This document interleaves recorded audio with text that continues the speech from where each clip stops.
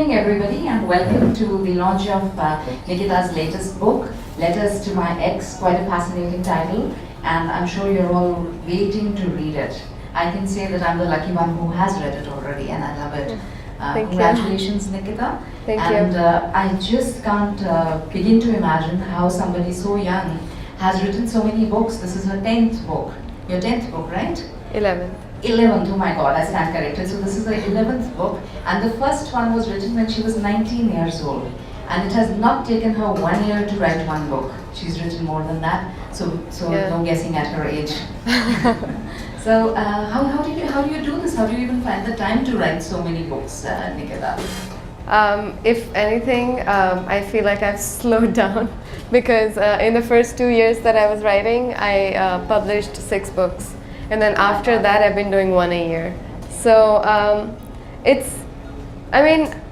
at this point, I feel like it's a compulsion. It's not that I have to find time to write. It's like I have to write in order to be alive and do other things. Because it's just, I think ever since, even when I wrote my first book, I was doing my graduation in pharmacy. And then I worked in Delhi, and then I studied in New York, and now I'm working. But like writing has been the one constant that I've kept because I've changed my careers and I've done so many different things, which I like doing. I like experimenting with a bunch of like whatever interests me.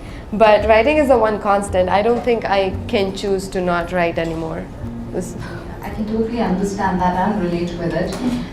Today, as we see with the Write India, the project that we launched for the Times of India, a project to look for and identify some of the best writers of this country for the next generation, because everybody wants to write. We get thousands and thousands of entries. For season 1, we had 25,000 stories. I'm giving you the background because Nikita is the author of the month, February this month, for Write India, season 2. So all the more reason for us to be talking here together today. And for a person as young as her and as successful as her to be helping out others write and be successful writers is an awesome thing. And I think we all really appreciate that. So yeah, thank you. I mean, when you first suggested that, I mean, there was no way that we weren't going to do that because it's such a great initiative. Because we were talking about this before. We talk about the book over here, but as soon as we open to interaction, all the questions are about how do I finish my book, how do I get over my writer's block, and how do I get published, and all those things. So it's such a great platform, Write India, because these writers basically act as your mentor. They select like your book and then get you published. With the book that comes out at the end is a collection of short stories from one from each writer. So it gives you a platform to like kickstart your career as a writer, and it's just such a great initiative. I had to be a part of it. Yes, absolutely, and we had to have you because you're already such a popular author that we had a lot of demand to have you as a season 2 Write India author. And those who participate in, as you know, they get published in a book, but it's not just one book. We're planning to bring out many more books so that we are able to give a chance to many more winners. So for instance, the winners of your month, you will be selecting the top 10 and the top 3 winners. They will get published themselves later on. So you would have mentored them and they come ahead. Now, coming back to the most important thing today, Letters to My Ex. Love, romance, you know, how the definition changes over the years and over decades and over centuries. From medieval times to Gothic romances to the 18th century love poetry to the 20th century war romances.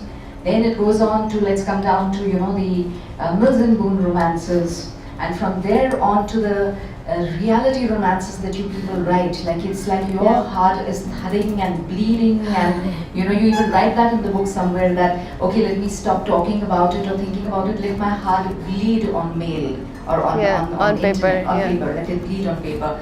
So how do you... Very dramatic. Yes, yeah. So tell me a bit about your idea of romance and love.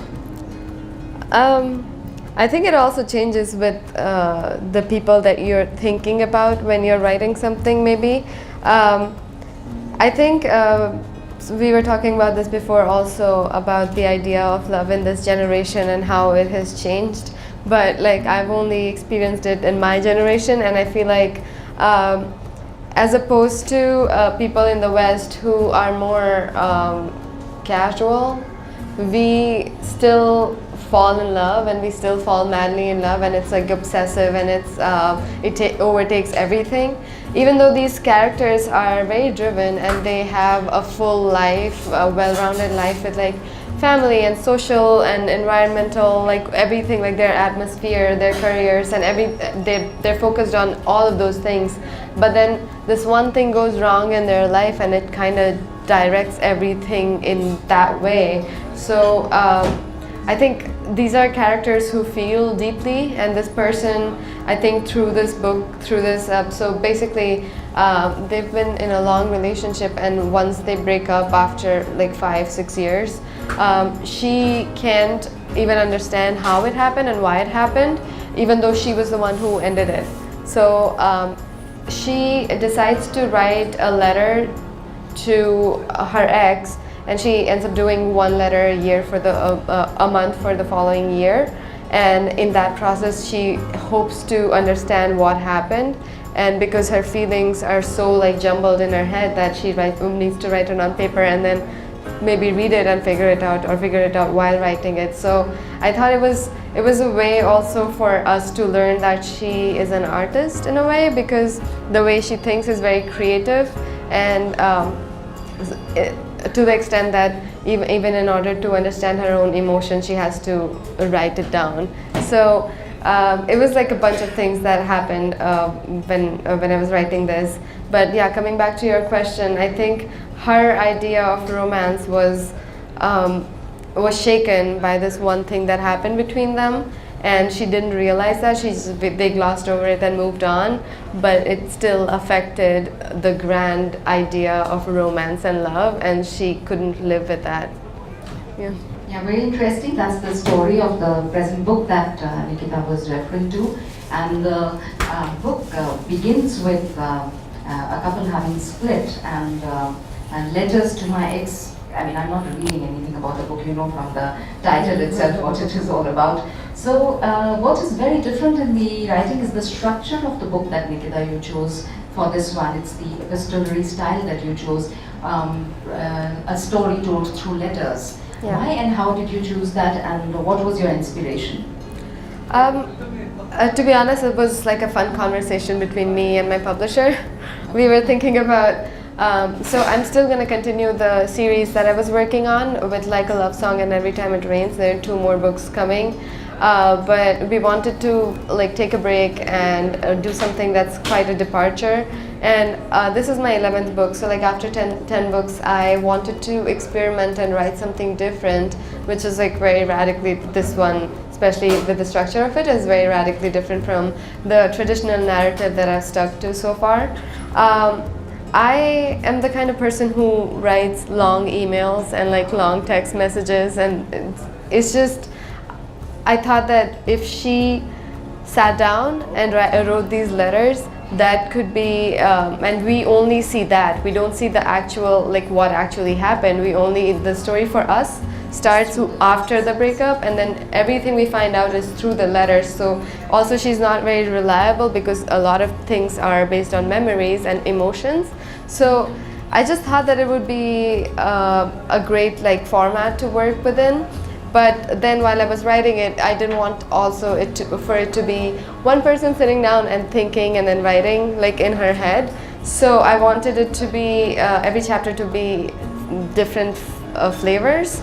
So then there are chapters where it's emails exchanged between them, and then text messages between them. There are chapters where it's written on paper and not shared with anyone.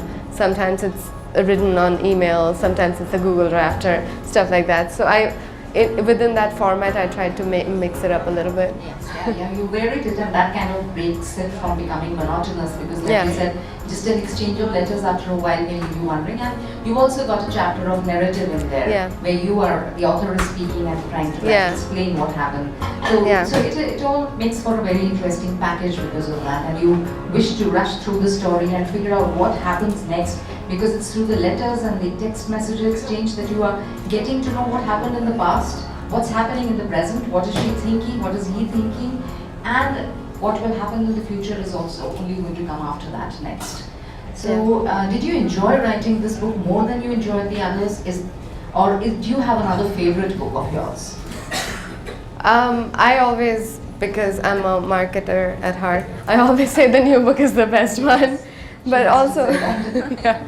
But yeah, this was very different for me to write, because I would go in and finish the whole chapter, because it was a letter, so you can't just stop writing a letter in the middle of a chapter. So this book happened really fast too, so it was pretty much done. How autobiographical is it? Are there elements of you in the book? The protagonist, is she you? No. Even to some extent, because you say maybe in your a note little that bit, yeah. the only thing you knew about when you started the book was what is she thinking. You were inside her head already. You knew how she's going to react to everything. Yeah, I think I also mentioned in my acknowledgement, my friend who thinks like this. I think we've had long conversations about things sometimes that make me think like she is exactly this character. I think a part of me, obviously, because I'm writing this, so it has to be like her feelings have to be coming from me. But otherwise, I don't think I'm too much like her. But I do have chapters in here that are taken from real life, because this was the whole chapter about like them talking about careers and what they want for themselves. And there has to be some reality in that. Yeah. And so it's just a lot of things that I see around me, but the actual relationship and the breakup and all of those things, that was the one thing that I had to sit down and decide what happened before I started writing, and that was fictional. I think I do good like with imagination. Yes. Okay. It can be equally thrilling, exhilarating, and dangerous to be a writer's friend. Because when you're talking to the writer, you never know which part of your story is going to become part of the next novel that comes out. And sometimes it can be flattering, and other times it can be scary. Because what if somebody recognizes? So are your friends happy with you when they find a way in the book? Do they like it? I tend to warn them, because if they mean enough to me, but like there are people in this book that I don't care about. Like, really? Yeah, they don't care about me. There are people you don't care about? Yeah, so many. Because they don't care about me, so whatever. I'm just... So you think love is reciprocal? If you love someone and the person doesn't love you back, do you think love will be over then? I think that's how it should be, because I don't think that it's healthy to fall in love with someone based on who they are. I think it's more important to fall in love with them based on how they make you feel. Because who cares if he's like, Brad Pitt? If he makes you feel shitty, then don't hang out with him anymore, No, I love that. I love what you said just now, because I totally believe that. And I really think that if, medieval romances used to be a quest. Even romance today is a quest, but it's a quest within us. Yeah. We look within us, and all love and every emotion begins with you. Yeah. You love yourself, then you can love the rest of the world. Yeah. And I always say the same thing which you just said, that any girl will love a man who makes her feel good about herself. Yeah. So ultimately it's me. And it's the other way around too. Absolutely, So, it's yeah. for mine as well. Yeah. So that's true. Now, you have, the title of one of your books is It Is Not Love If It Is Not Forever. Yeah. Or the other way around, The it's other not way, forever, yeah. it's not love. Yeah. Do you believe love is forever?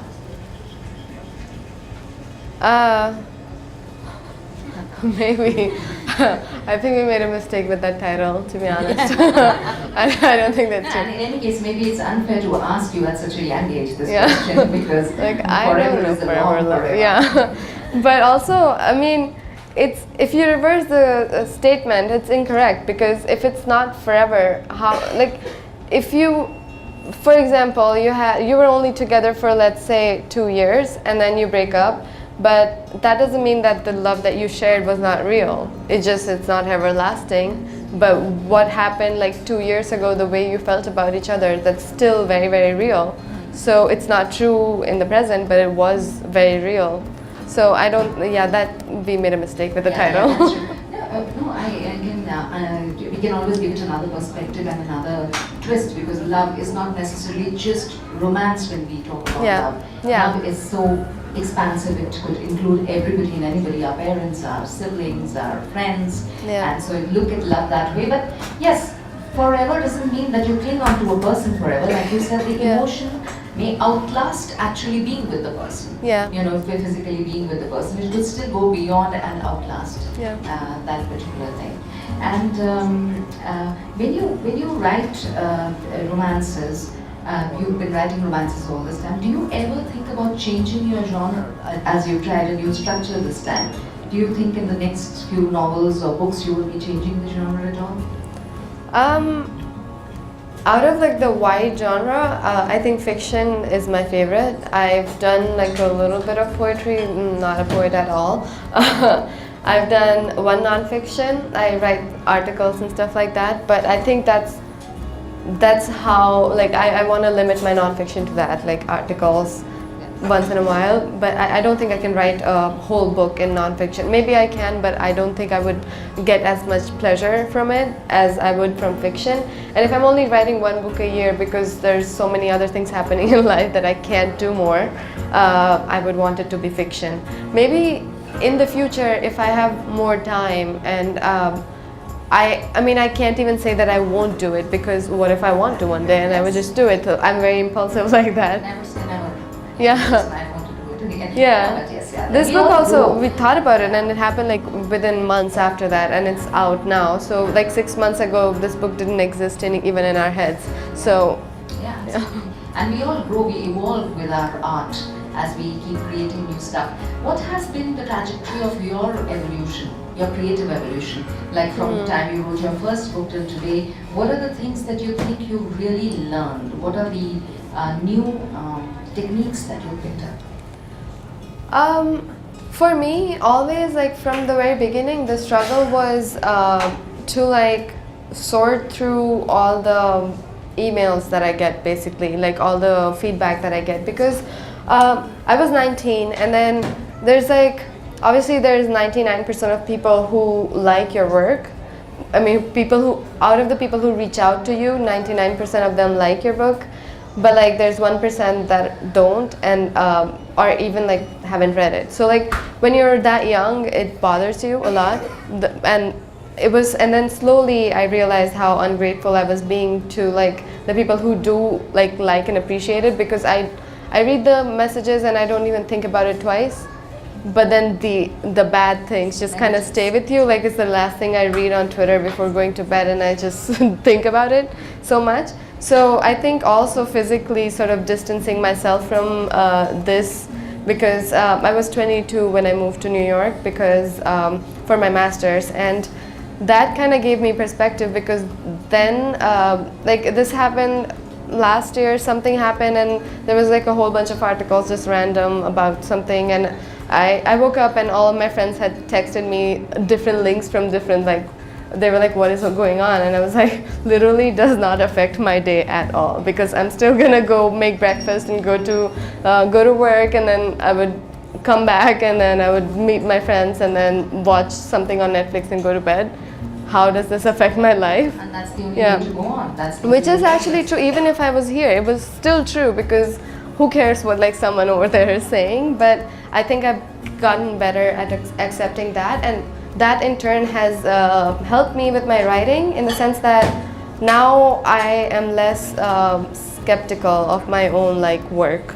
I can focus on the content without wondering what people are going to think and what people are going to write about it or say about it, because honestly they have the right to, and I have the right to not care. Yes, yeah. I guess when a celebrity puts herself or himself out in the public domain, or an Yeah. author puts himself or herself out in the public domain, you will get bouquets and you will get brickbats, and you have to get. But then used to also both. there's a difference between criticism and people just hating on you, and that also you need to learn to distinguish, because someone who actually bought the book or read the book and has actual like points to make about whatever they read and liked or disliked, I would pay attention to that, as opposed to, oh, you write this and I don't like the genre.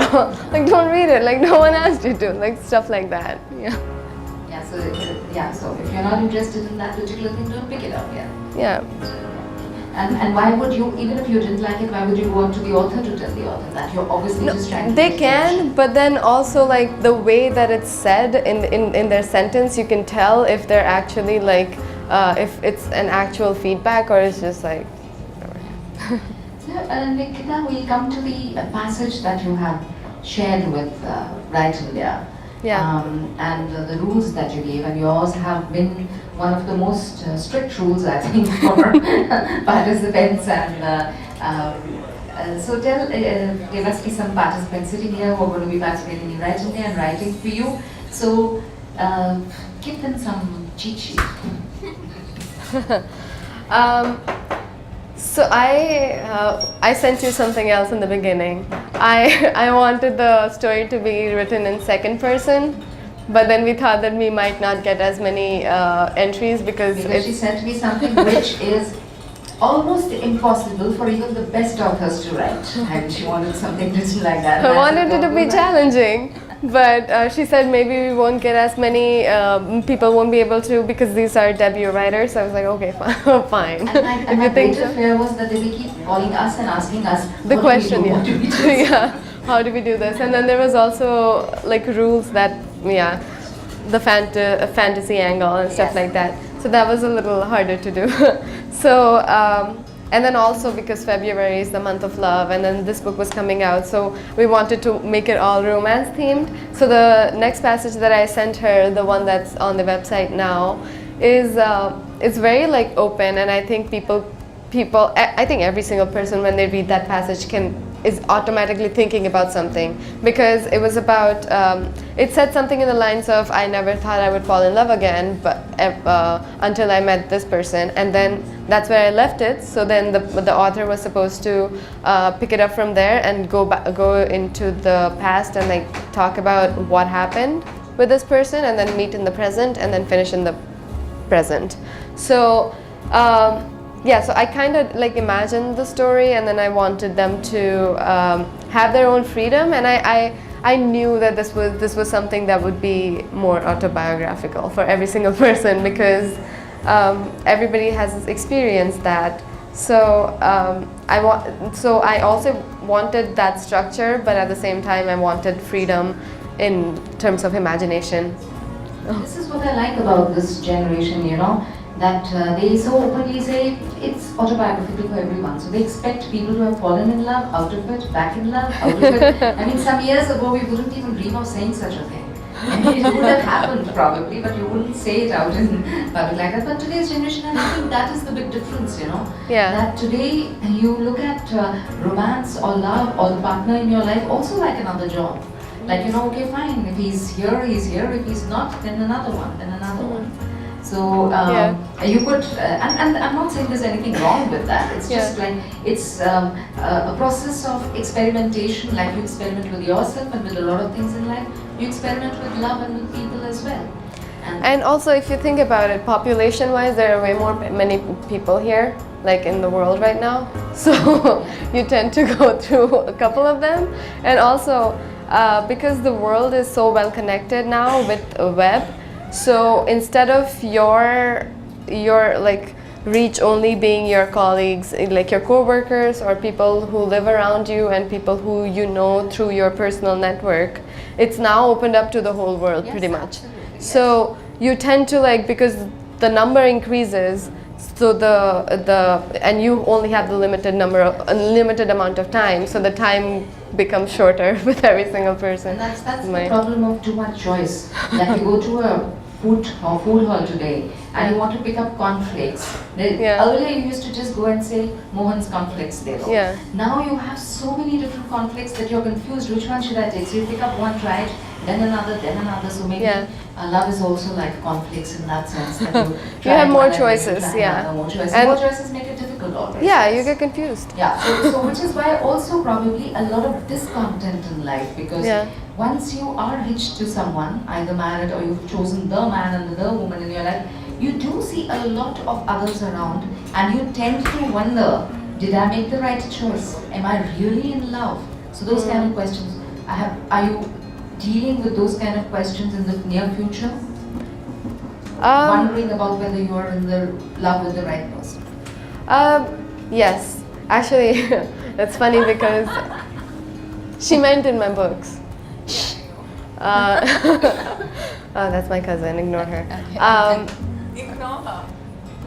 So in my next book, because that's a sequel to Every Time It Rains, and it takes forward Mahi's story, and so Siddhant, her ex-boyfriend, is with someone now, and then they meet again, sort of like their paths cross. So I wanted to write about that, like about it being right or wrong, and in the big picture, if it really matters, because if they're supposed to be together, then does it really matter that, you know?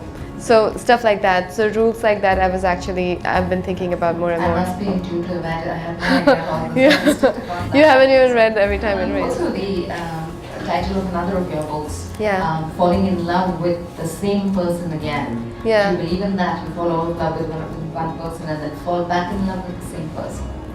Yeah, I think it can happen, because if there were unresolved issues, and also especially if it's about timing, because two people can be very compatible and very much in love, but the timing doesn't work, and I think it's very crucial. Like chemistry and timing are the two things that are essential for like a successful relationship.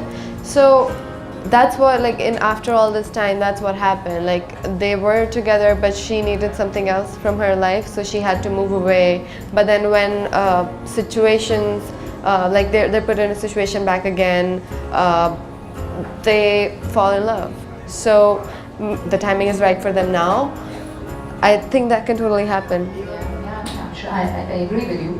I really think that the best kind of relationships and love happen to a couple where there are acts of selective blindness, Yeah. selective deafness, and selective forgetting. You Yeah. have to forget to move on. You Yeah. have to forget some things to keep moving on. Now, I asked you to give a cheat sheet to Right India people. You didn't do that. You have to tell them yeah. what are the kind of stories that you will like, what are the kind of stories, what are you looking for in a story? When they write for you, what is going to really impress you? I personally like plot-heavy stuff. So if they know what they're doing and if they know where their story is going, I think it's gonna show in their writing, because their words would be more confident, and I think that attracts me. I think it's not very like quantitative. Like I can't tell you what the exact way is to achieve that, but I think it just shows in your book.